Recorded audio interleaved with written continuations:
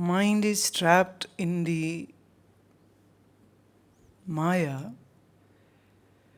Maya is causal, subtle, gross world. Maya is illusion.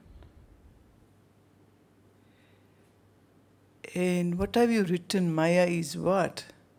Adi. Okay. Until Maya is cast off, Nirguna, Jiva, Chaitanya cannot be free from Vikshep and Avaran. How can you cast off the Maya? Number one, mind is not trapped in Maya, mind is Maya. And the individual unit of Maya which we have is called mind. Number one. The Jiva is Jiva because of the mind. And mind has three properties in it. It's impure, mala.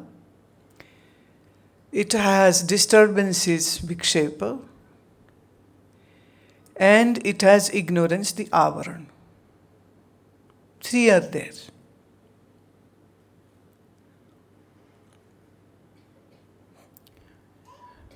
Now the point which you are writing is until Maya is cast off, the Nirgun Chaitanya cannot be free. Number one, Maya is not to be casted off.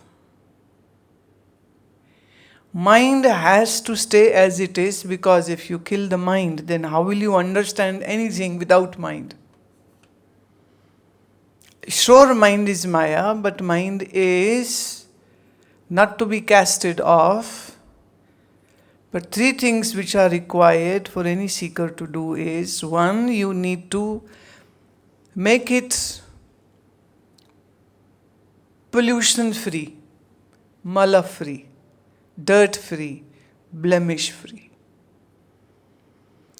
And for that, one needs to follow the 5 yama and the 5 niyama, right? You know that? Also, one has to do the selfless service and love and devotion and surrender, apart from all the ethical and the Devi Sampada which you need to have. That will take care of the mala. Then comes Vikshepa. The disturbances of the mind will be there as long as desires are there. Now, when I say you need to drop the desires, I am not saying you need to eradicate the need. I am saying desires. There is a difference in between two. Need is with which this body will survive. Desire is the accessories, the embellishments, and the extra unneeded thing. For example, the body needs food,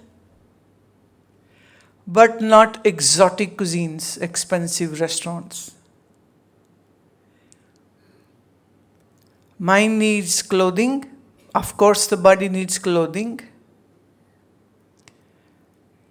But the desire would be, I need to wear expensive dresses. So that comes into desire. So I am not saying drop the needs. I am saying drop the desires. Because your desires create turbulence in your mind. And this turbulence is called Vikshepa. So anybody who wishes to know what the truth is has to drop the desires. Food, bed to sleep, house to live in. Obviously that much money so that you can buy all the stuff, of course, is a need. So working 6-8 hours for your livelihood is not a desire which you need to drop. You need to work. Yeah.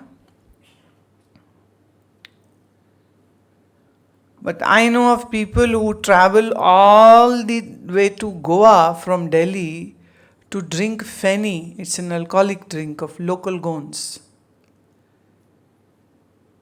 Somebody is traveling all the way to Chennai to enjoy the authentic dosa and sambar. And somebody is flying to Thailand to enjoy the real Thai food. And this will all come in desire. So, if one wishes to be eligible for the path of seeking the truth, then that person has to do what? Drop the desires, make mind pure.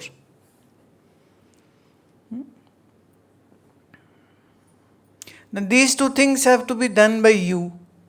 Of course, I will guide, I can help, I can tell what to do, what not to do. You have to follow the Shastra, what Shastra is saying, scriptures are saying. So following that Daivi Sampada, following that path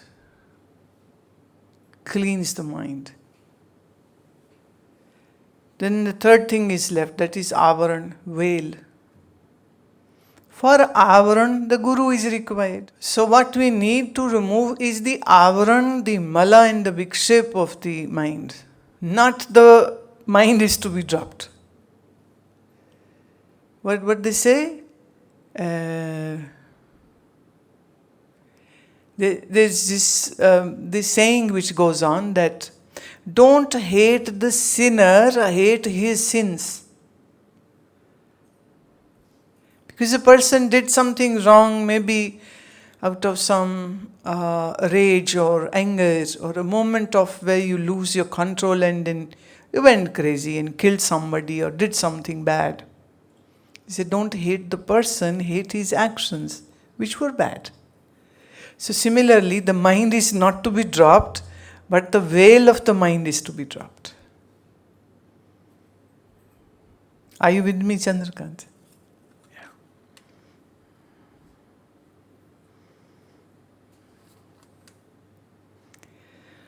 So you have kind of repeated what you understood, that the causal world is of ignorance and avidya, subtle world is antakaran and its dharma.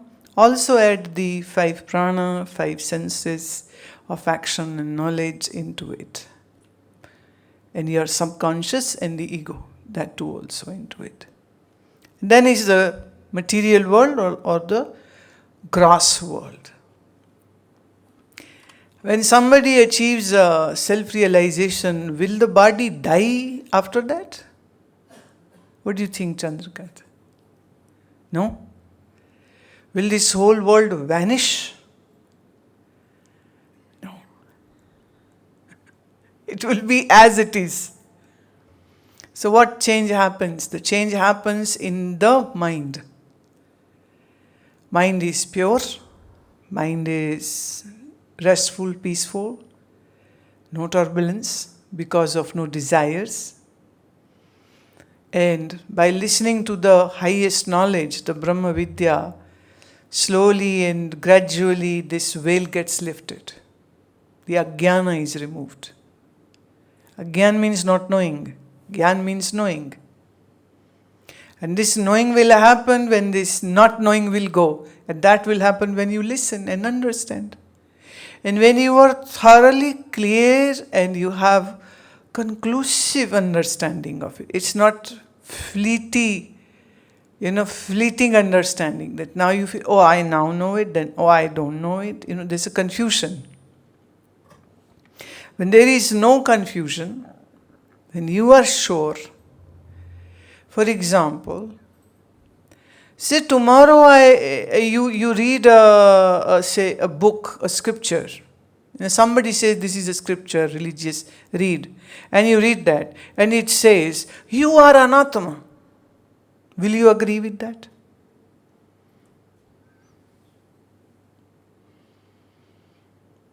And if a scripture is saying we will all die one day and we'll lie down in our graves and then after many, many eons, the judgment day will come and then you will rise from your graves and then you will be judged and then you will be thrown into hell or maybe heaven. Would you agree with that? So when we say a certain scripture is religious, then know this, that we are not for religiosity. We are for truth, not make belief. And Vedanta gives you this opportunity to understand everything logically, scientifically, and there is no space of believe this, believe that, believe this, believe that. And this will happen after death.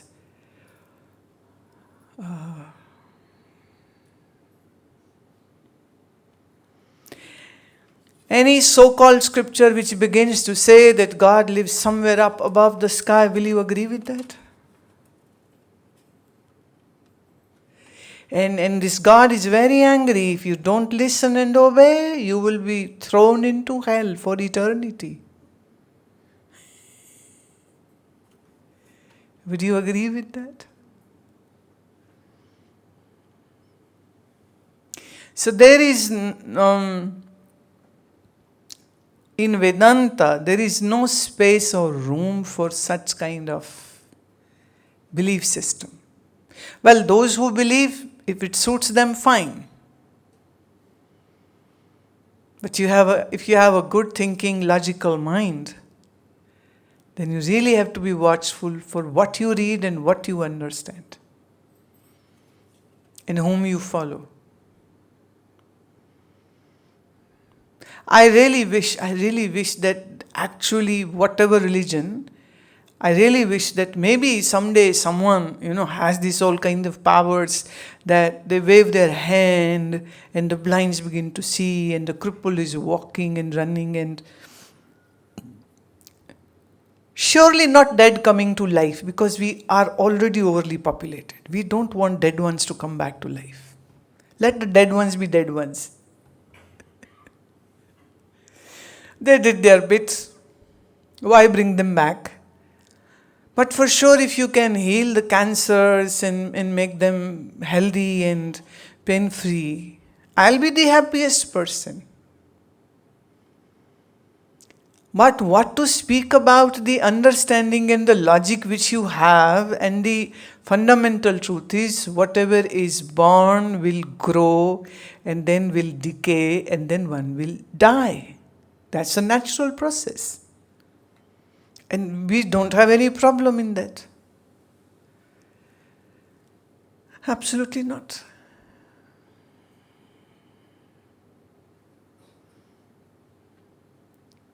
So this grass world is elemental world, very tangible, touch, feel, see, hear, everything is going to happen.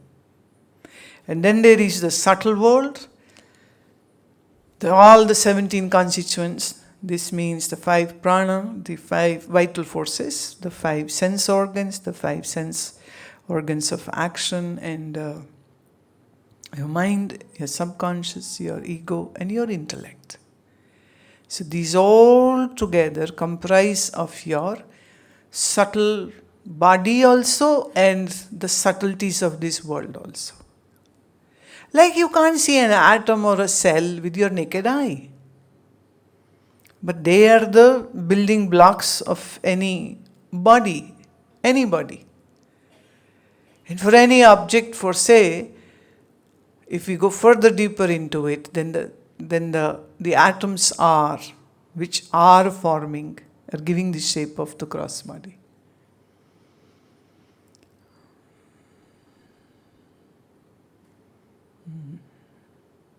So what we need to do is that we need to remove the veil of ajnana, the ignorance from the mind.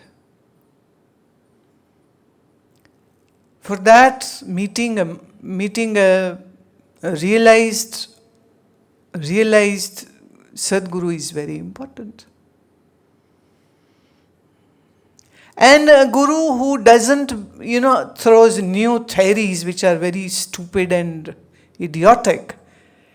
Whatever that guru is speaking is backed by the Shastras, meaning the Upanishad, the Bhagavad Gita. Shouldn't go against that.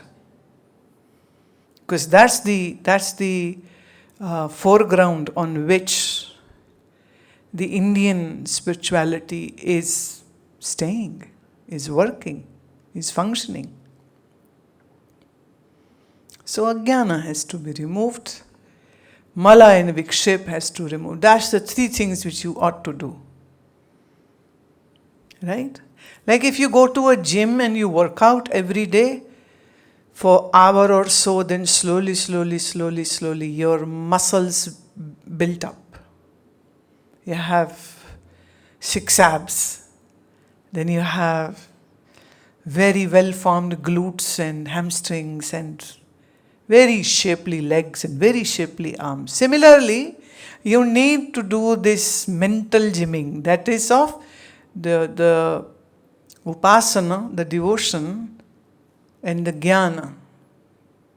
You need to bring these exercises to the mind and make mind strong.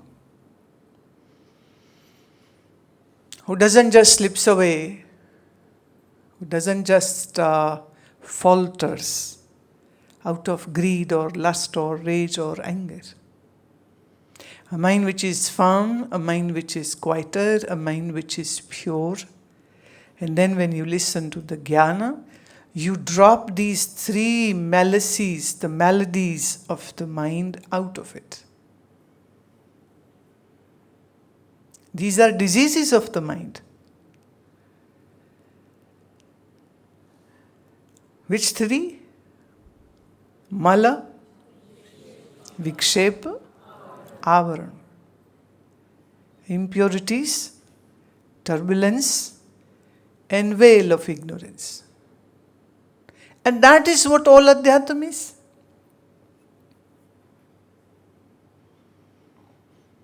And it requires hard work on part of both the disciple and the guru. A guru can be very intelligent and very powerful and everything. But if the disciple is a gada, donkey, in a head, what will guru do? Cannot do anything. Okay. The disciple is another type. Gai, cow, intelligent. But guru is idiotic. What will happen?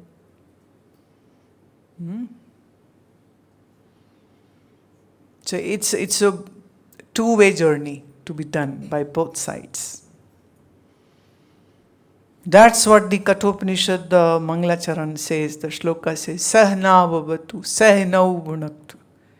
We are together in this boat. May God bless us both. May my intellect be that strong and I can understand what the Guru is speaking. Now this is the only one shloka in which the prayer is being done for both Guru and Shishya. It's not just for Shishya, it's not just about the Guru, it's both. May we together do this journey.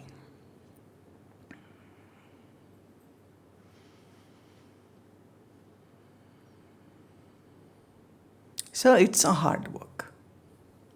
And people are very lazy, so they don't want to do hard work. So that's why they like those gurus who say, come to me, I'll miraculously transport you to God's home in heaven. These gurus are very popular.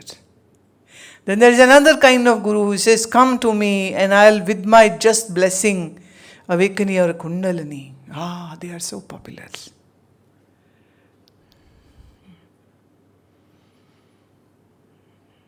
So popular.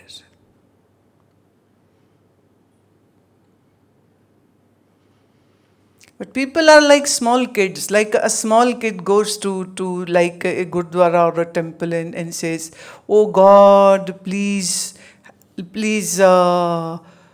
bless me. May I pass from my exams. poor God is being given the responsibility, what he doesn't even know, or what to do, or what to go about with that.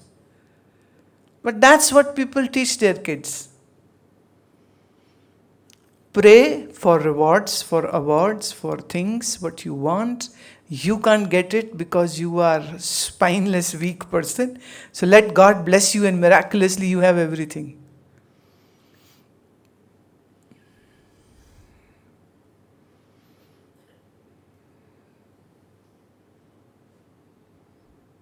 But the truth is very different.